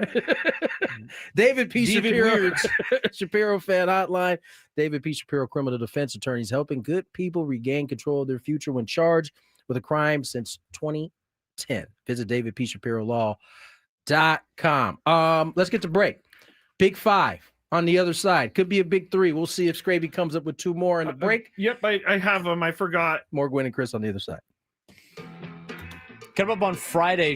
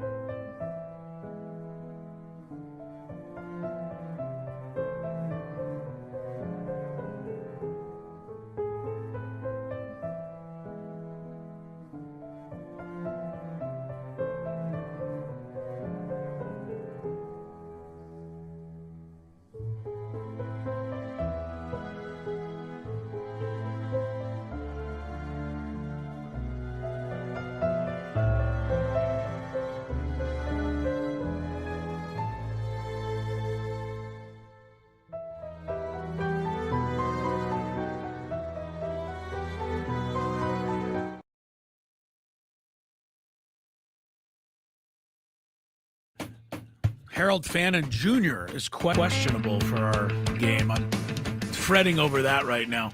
It's funny, you know, we're doing a talk show and everybody's listening and we're talking about the manager and we had Joe Musgrove. All I really care about is our fantasy game. And I'm looking at my roster and now one of my guys comes up. He didn't practice today and I'm worried. Good. That's all that matters. I want you to be worried. Yeah, I know. I want all you guys to be hurt. They are pretty well. They're playing like they are, so you should be okay. Yeah, Joe Musgrove. That was really always great to have Joe and get his thoughts on Craig Stammen, and he knows him pretty well. And he said, "I was surprised." So you know, he was surprised. You're surprised. Everybody it's okay. was surprised. Everyone's surprised. If you love Mediterranean food, try Spiro's. For authentic Mediterranean cuisine, Coronado, La Jolla. Don't forget catering. And for dining takeout options, Spiro's Cuisine.com. We're going to 4:30 today. Then Raiders, Broncos. Thursday night football coming up. Big Five? Yes. I tell you one thing. We haven't talked about this one story. And the day started incredibly sad. Yeah, it did. If you logged on to any of the sports websites before we found out that the Padres had hired a manager, and I don't mean to have overlooked this story for as long as we have, but obviously the new manager is pretty big news around here. So that is among the things we'll get into here with Skraby after we check some traffic. From the 855 Get Ross Traffic Center, protecting San Diego after accidents or injury, here's Kelly Danick. Traffic is sponsored by Covered California. I've got a number of things going on here, guys. One of them is this crash on southbound 5 right before the Coronado Bay Bridge. A car and a pickup truck involved in this tangle. They're in the center divide. Accident involving a motorcycle to South 805 before Imperial. It's got the fast lane blocked. Also, Orange Avenue on-ramp to South 805. Reports of some traffic signals that are malfunctioning, causing quite a backup. East 54's got an accident at Sweetwater. 2 vehicles in the center divide. In the North County, southbound 15 for View Rancho Parkway, some idiot dropped a mattress in lanes, touched off a crash. It's blocking the slow lane. Yada. Hey, everyone. Open enrollment is, open. And so is Covered California. Open to questions, real answers, and to helping you get health insurance. Covered California, for the love of Californians. Visit coveredca.com. I'm Kelly Danick with Gwynn and Chris, San Diego's #1 sports station, 97.3 The Fan. It's that time of the show when we check on the latest in sports. Only the most important topics and questions are brought to light. Stop what you're doing and listen. These news stories will astound and amaze you. The one, the only.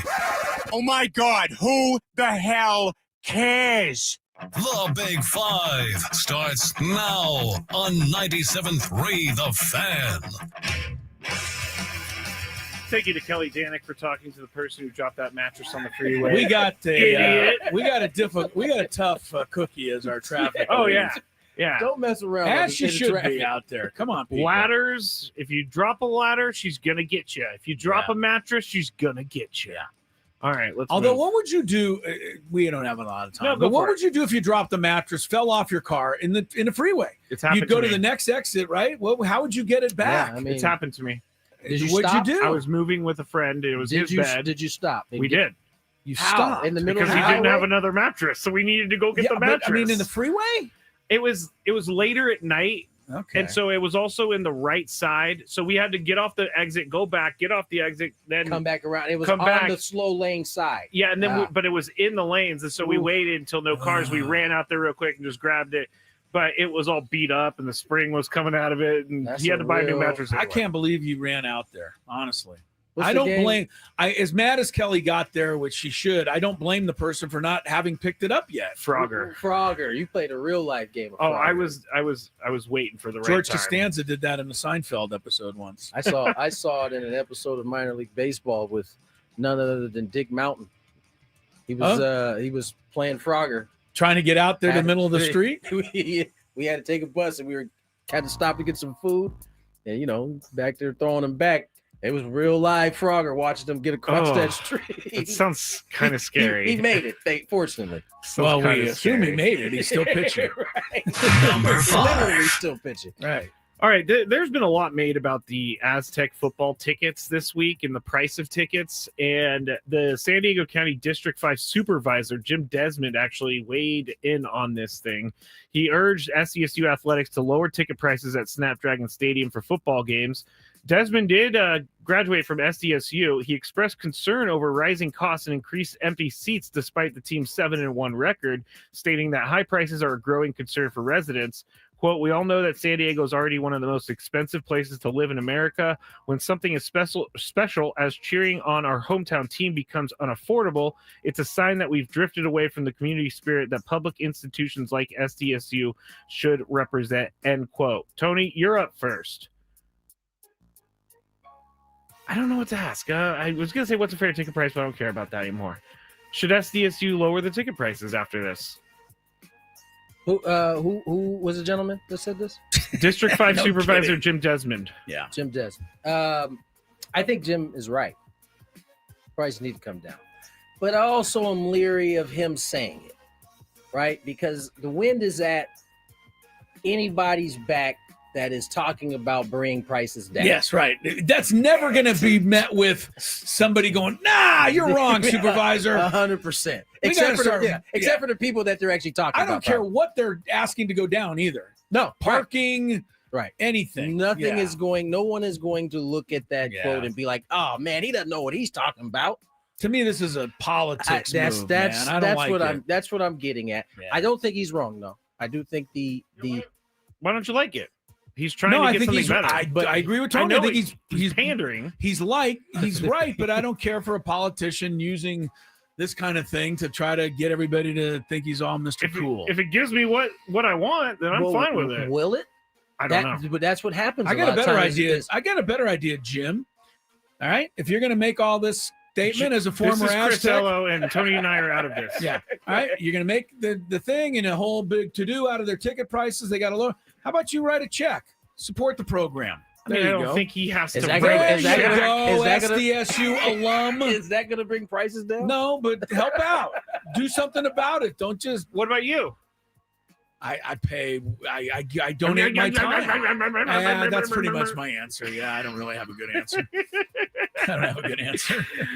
All right, I think we talked Scrappy, about it. you're a cold dude, man. I must say. Didn't you go there too? No, You went that's one of everywhere the, else. that's I one of the thought He you- few. skipped San Diego State. But let me tell you, the University of San Francisco wants my money all the time. I'm sure they do. Number 4. Dallas Cowboys. Okay, we're gonna get serious here because this actually is a very serious story. Dallas Cowboys defensive end Marshawn Nealand, 24 years old, died this morning in an apparent suicide, the team stated. Police reported that Wednesday at 10:33 p.m., troopers initiated a pursuit after Nealand's vehicle failed to stop for a traffic violation. The pursuit was quickly terminated, and Frisco police located the wrecked vehicle minutes later on Dallas Parkway. Nealand had fled the scene on foot. Officers with K9 and drone units began searching. Dispatch audio revealed police were in contact with Nealand's girlfriend, who stated he was armed, had a history of mental illness, and had threatened to, quote, end it all, end quote. Unfortunately, he did. And the NFL and the Dallas Cowboys are trying to move. You're trying to deal with this right now. He actually recovered a punt for a blocked punt for a touchdown on Monday Night Football. Right. So He's if the you think last this Cowboy guy- to score a touchdown, or Yeah. this is so bad. So and to you, awful. Chris, I hate speculating like this, but I have been reading more and more about CTE and how it is affecting younger people. Do you think football needs to change? Well, I mean, 24 years old. I had considered CTE when I read this all, and then I thought, man, he hasn't been playing very long. Kids in high school are now Second year, but you're getting right. it. He's been playing for Does it need to change? I don't think so. I mean, I don't want anybody to get hurt. I don't want anybody ever to get CTE. I think everyone who puts on a football uniform right now knows kind of the risk that's going along with it. I think football's gone a little bit beyond lip service now. They're trying to provide helmets that are safer. They're trying their best. Otherwise, unless you're going to play flag football, this is football. I don't like it any more than anyone else does, but I can't change the whole sport. I can only give everybody in the sport the knowledge that they need to understand what they're up against. That's all I don't know. I feel like it's a bad answer. No, it's not a bad answer. It's a tough question. Yeah. Should it end?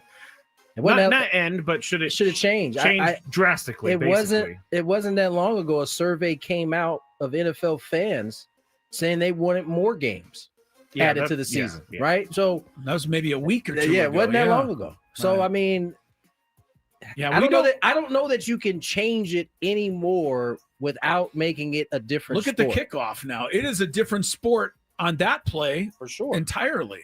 But I do, I think these tragic. We also don't know that that's the cause of what happened today. Let's be fair. We don't. It's too early to know this. We don't know that at all. But you have to think that other NFL players are looking at this and they're thinking it, right? Yeah. And you wonder, does that start to bring more guys to the table in terms of wearing that protective guardian cap that we see? Maybe Romeo Dobbs. So like two guys in the league that are like play a lot. He's the only one that I can name. Right. Yeah, there's some linemen. You wonder if that starts to change the. I think the Achan wears it, or he did. Maybe he did. I don't think he's not wearing it anymore. Yeah. No, I don't think so. No. So it's a sad story, man. So sad. The reason I brought up CT is because I was reading about the guy who went to the NFL offices in New York and opened fire on the office. I know he wanted his brain studied, and all he did was play high school football, and he ended up having CTE. So you got to think that it's not just playing professional football for sure. Definitely. But it's funny. I was talking to some of the high school parents. A lot of kids now aren't even playing Pop Warner until they get to high school. Pop Warner used to be a big thing when I was a kid. I played Pop Warner. I see a lot more kids playing flag and going from flag to tackle save a little football. wear and tear. I think that's the idea behind it. I don't have kids, but I've always said I would be the dad who's going to let them play football. Starting to rethink that. I definitely am that dad, but I may not be the only one making that decision in my house. Well, yeah, so whoever I have kids with is going to also have that decision as well. So number 3. But very sad story. Super sad. Thoughts and prayers to Marshawn Newland's family. And the whole Cowboy organization. Yeah. I can't imagine what his teammates are thinking today. I can't Everybody. 2 years after being fired by Northwestern over a hazing scandal, Coach Pat Fitzgerald settled his lawsuit and plans to return to coaching, feeling, quote, fully vindicated. While Northwestern stated that inappropriate conduct did occur, they acknowledged that the evidence didn't show Fitzgerald was informed of or condoned hazing. To me, that sounds like they just couldn't prove it. Tony, would you hire him? Skraby's answering the question for us before it even gets said. Leading the they witness. Didn't prove anything, but what do you think, Tony? Objection. That is leading the witness. They didn't have the smoking gun that he knew about it, but they may have had the rumors that he did. Would I hire him? Yes, I probably would. I give him a shot. I will choose to believe what they came up with, that he didn't know. Now he's probably gonna, if he's hired again, he probably needs to be held to an even higher standard. He's not going to be able to even shake anybody's hand on the team. Yeah, so he has to do everything above board. If he isn't going to be hired again, I would give him another shot. Chris? The one thing that I remember was that they had that huge whiteboard right in the middle of the room that had all the hazing stuff on it. Naked bear crawls. It's just hard for me to believe. I will never forget naked bear crawls. I don't remember none of the details. Right. I just can't believe that he never saw that. And Skraby, the fact is that one of them, naked bear crawls? Yeah, bear something was on that board. And the fact that he's going out of his way to say that I am totally vindicated makes me feel like he's not really been vindicated. So I would handle very carefully. That's all I'll say. He feels fully vindicated. Hi, I'm fully vindicated. Okay, great. Well, you're probably not. Shouldn't be then. It's like, that's fine. But here's what I'm going to need from you when you come to this job. Yes. Number 2. Steelers legend Ben Roethlisberger seems a little bitter that Aaron Rodgers is getting more and better treatment than he did when he was at the end of his career. On his podcast, Footballin' with Ben Roethlisberger, Footballin' being spelled Footbahlin, he said this.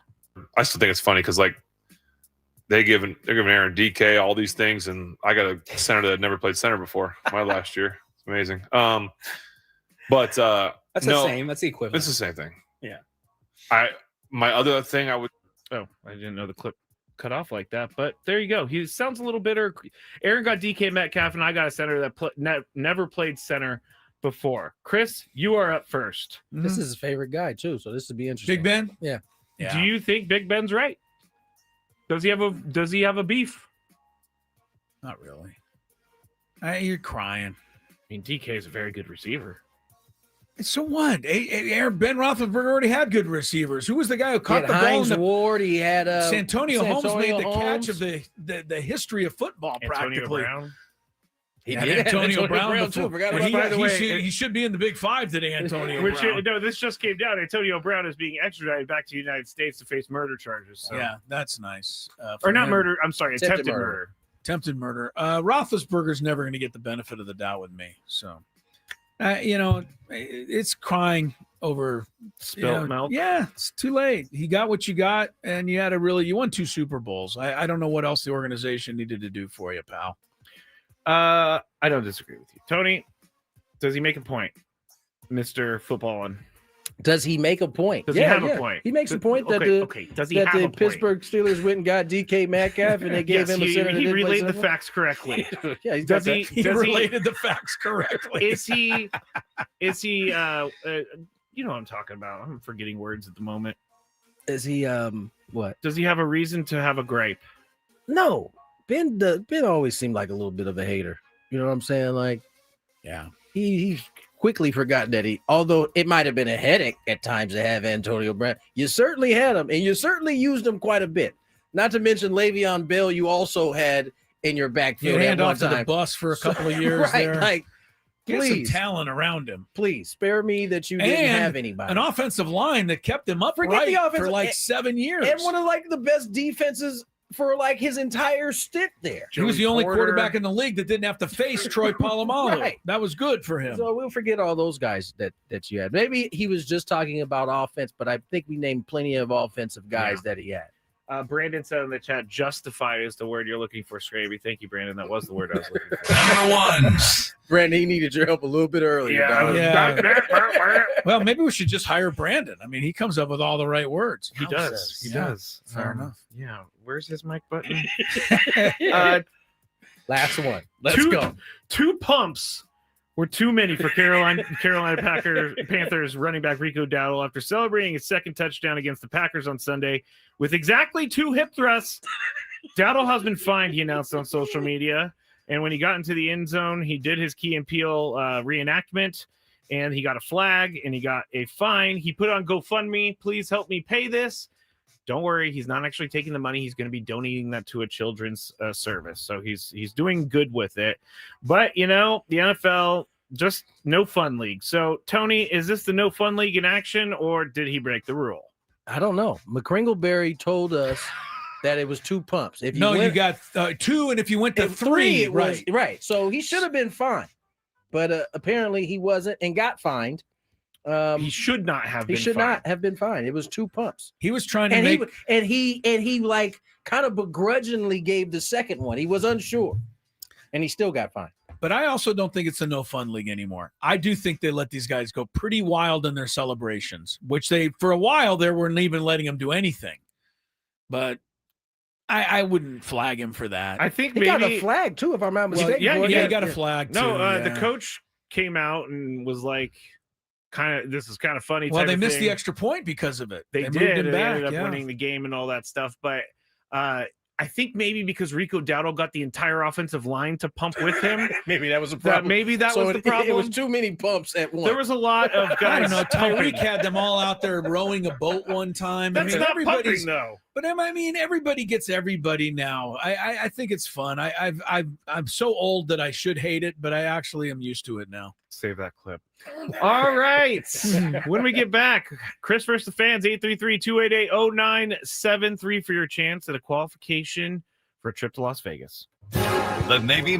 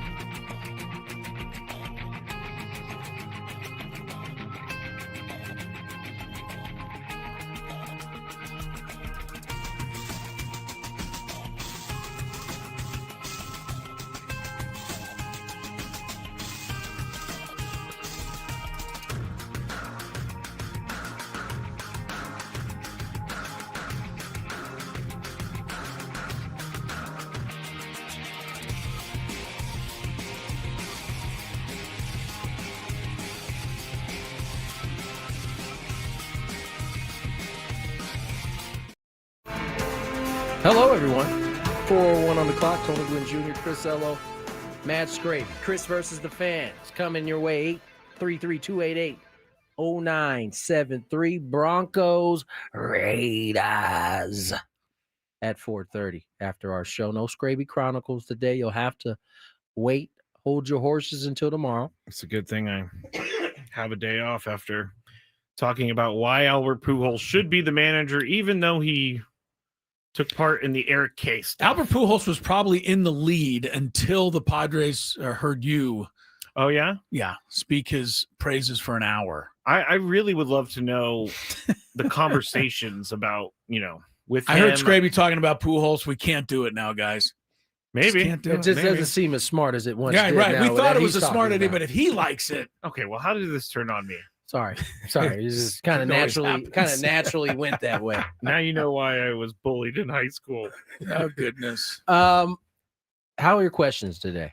I think they're okay. Did you do some questions? I did some. All right. Well, let's not keep the people waiting. Let's get to some Chris versus the fan.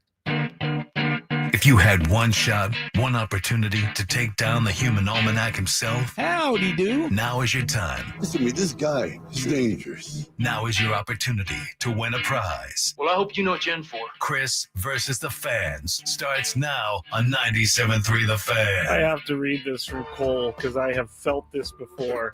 All right, guys, the tall cans are starting to taste like Craig Stammen is going to be a good manager. I'm bought in. The tall cans. I love it. I love it. Tall cans being beer. Sometimes tall cans can get you there. Oh, you know what I'm saying? Yeah. Oh, he's been drinking. Yeah. Okay. I was a big time 49er hater until I got some tall cans in me, and then I became a big time 49er hater. Oh yeah. So it can go the opposite way It too. can. So there's no guarantee that you'll see it. No the way. guarantee. Okay, fair enough. All right. If you win today, you will be qualified for a chance to win a trip to Las Vegas, the grand prize. Dang it. There it is. Sorry.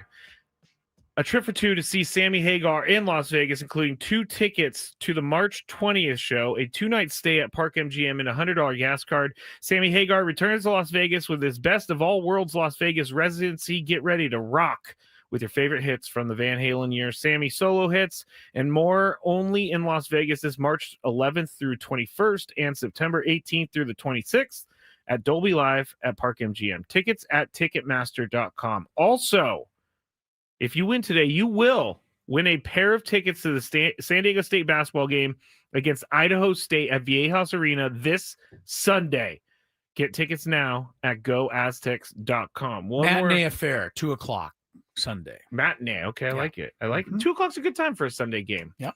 Thank you for letting us know. Yeah, you You're get to welcome. get home, Appreciate make that. dinner. Yeah. You can go to sleep early. We couldn't come to that conclusion Who they ourselves playing? at all. Idaho? Idaho State. Oh, I was going to say Idaho would be Bernie Wilson territory. Yes, that is the Vandals. The Vandals. Good old Burn. Good old Burn. Shout out I to think Burn his if you're Twitter listening. profile has always been the Idaho It logo. is. He He is all Idaho.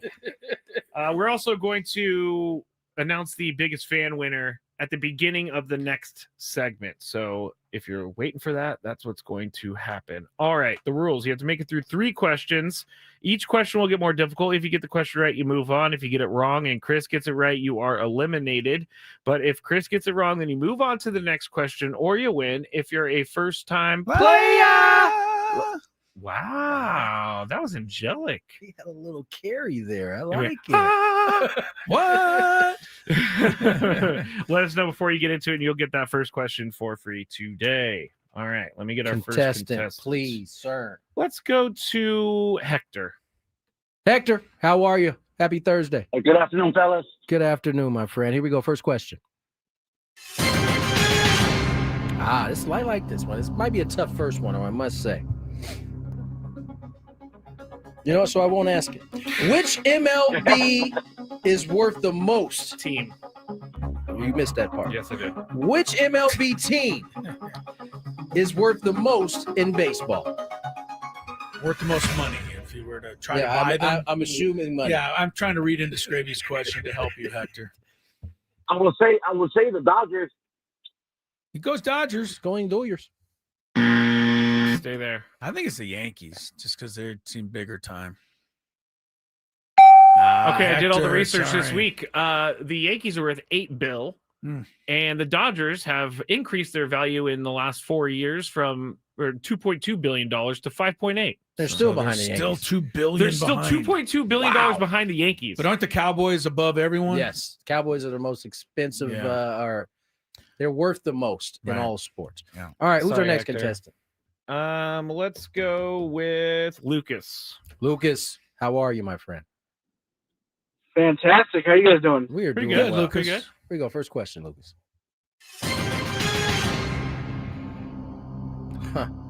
This is a good number one. Who is the Padres' new manager? Could have just tuned Craig in. Stammen. That is correct. I always feel bad for the person who just lost on a hard number one question. Yeah. Question, What color is an orange?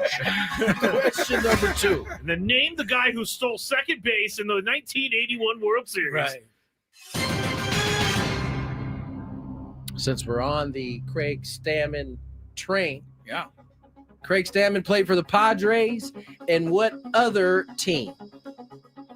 Just one, huh? Mm-hmm. All right. Ooh. Let's go Cincinnati Reds. He does seem like a red. That's why that smile popped up on my face. Stay there. Because if I didn't know any better, that would You would have guessed. I would have Reds? guessed the same thing. Yeah, I know this. Sorry about it. Lucas, you played there, right? I did. Win him. Nationals was the other team. The Nationals. Nationals, yeah. You ever play do you have a game under Your as a belt? national? No, I don't. Oh, but okay. you were there. I and, was in yeah. camp. Yeah, okay. And Tony has a baseball reference picture on his bio page with the national hat I do. on. I do. Did they Which is change kinda- it from the Dodger hat? Because they used that. No, he has 2 or 3. I got a bunch of He's got multiple. okay. Yeah. All right, let's go. Sorry about that, Lucas. Sorry, Lucas. I always feel bad. I don't think you These do. guys don't I feel do. bad. I actually do. Let's go to wireless caller. The wireless caller. WC. Actually, you guys talk. I'm gonna get their name real quick. Okay, he's gonna do some screening. By the in way, middle of Tony, the I'm game. looking at your baseball reference page. The Dodger picture is awesome. The national picture, great. But the Brewer picture, you just are so fresh I'm and a young. baby. You are a baby in the Brewer picture. The headshot of the Brewers, it's like much more grizzled by the time I a took little a more Dodger grizzled by picture. you got to be a Dodgers. Yeah. We got Mac. Mac, All right, Mac. how are you, my friend? Good. How you guys doing? We're doing good, well, man. man. Pretty good. Pretty Here good. we go. First Good question. luck. All right, I'm forced to ask it. I don't know that it's the easiest, but here we go. What is the smallest U.S. city with a major professional sports franchise? That is a tough first one. I think it's gettable. I think it's gettable too, but it's tough. It's more like a 2, I think. I could get it wrong too. I think I know. I'm sorry, Mac. They're talking during your thinking time. I'm gonna not guess. Oh, interesting. I do have a guess. You buzzed him anyway. Do not have a guess is not the right answer. Chris. There could be a smaller one, honestly, but that's the first one that came to mind. What is it? The major 4 sports, or just baseball? Major professional sports. Yep. So it could be God.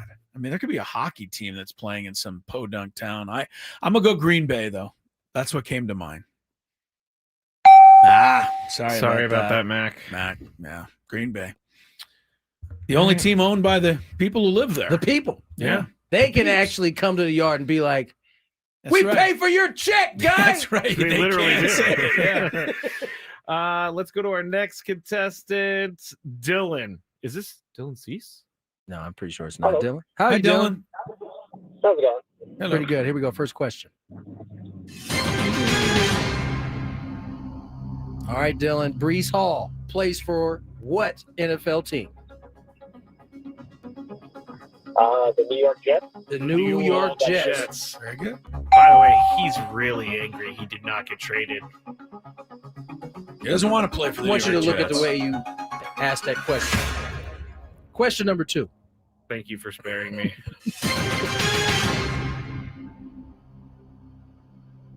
Which longtime Patriots defensive coordinator was the head coach of the Lions for 3 seasons? Matt Patricia. Ooh, Hey, we good got job. ourselves a gamer here. Remember You know, pencil? all I think about was a pencil Yes. sticking out of his Me ear. too. Didn't we ask the top one?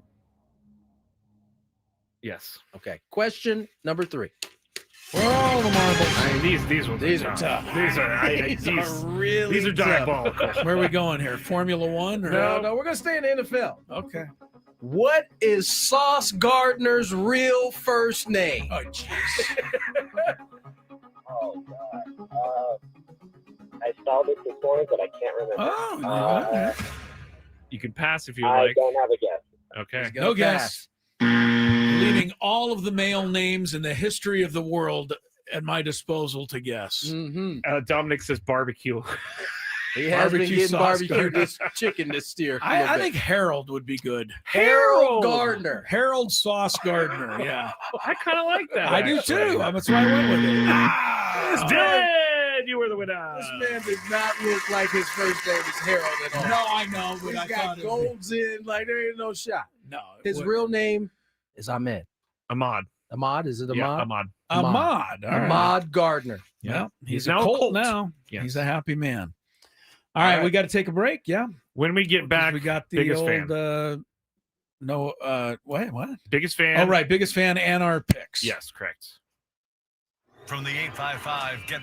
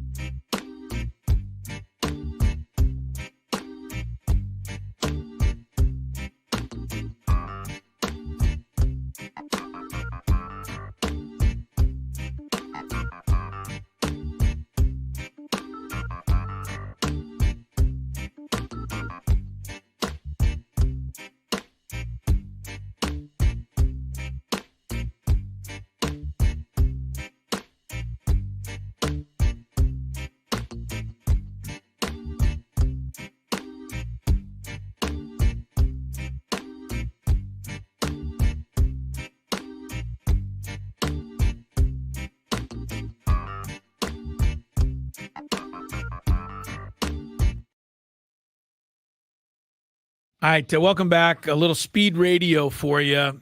Gwynn and Chris, we got to wrap things up quickly. Congratulations first, though, to today's biggest fan. It's Clinton Goeb.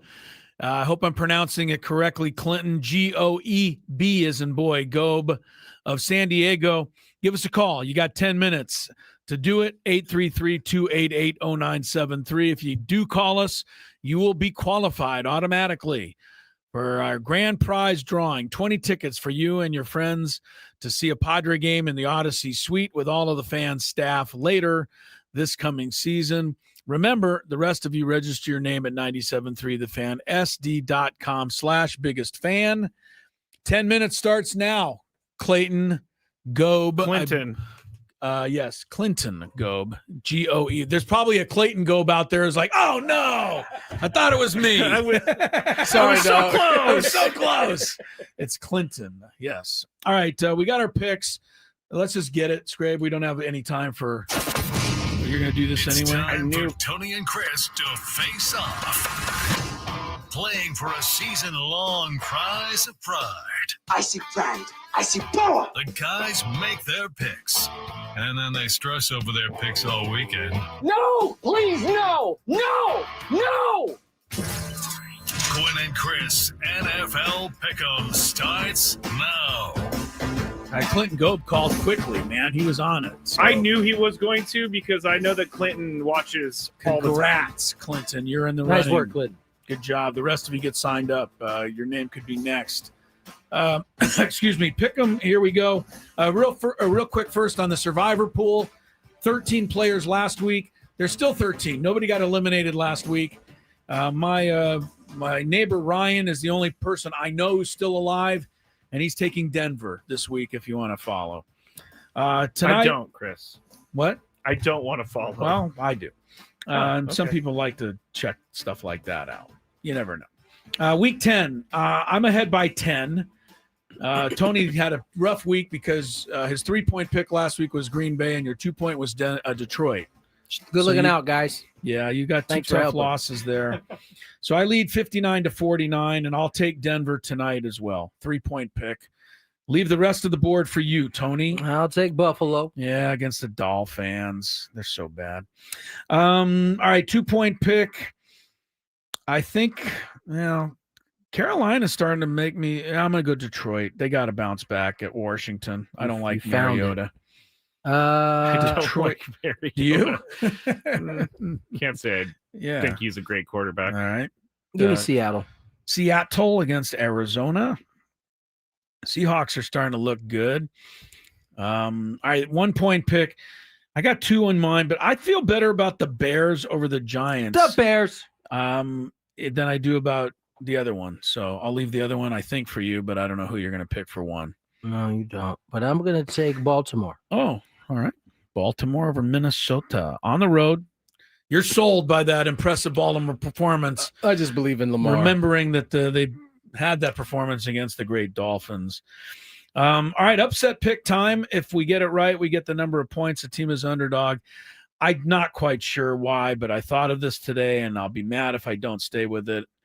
I like the Falcons in Germany against the Colts, who I still think are overrated, and it's worth 6 points if the Falcons can win. It's kind of their last chance, the Falcons, so I'm going to go with that as my upset. Tony? I'm taking the Raiders tonight. Oh, man, that'll make up a lot of ground. 9-pointer. I need them. The Raiders Come win on, for Max. you. I need you to be crazy Max tonight. The Raiders win, you'll probably take the lead in our game. And So then there's go our over picks. and slap Sean Payton after you get your win. No kidding. And You know head on what? out. Even if the Broncos win tonight, I hope Max Crosby goes over and slaps him anyway. Just 2 pieces him, Chris. No, Pete, though, you might hurt that man. How about him running out on the field the other last week against his or before his kicker had the last field goes, put it through there. Yeah, I'm that's like, weird. you know what? Shut up. I mean, what do you mean? No, I'm going to try to miss it here, you bozo. Yeah, that is pretty weird. Does anyone like Sean Payton? Does Mrs. Payton like Sean Payton? I used to be a fan of Sean. Yeah, I know. And then he just started showing his true colors here. Yeah. And it doesn't seem like he's really changed much. Really I know doesn't. that he might have said he has. You mean but- this guy?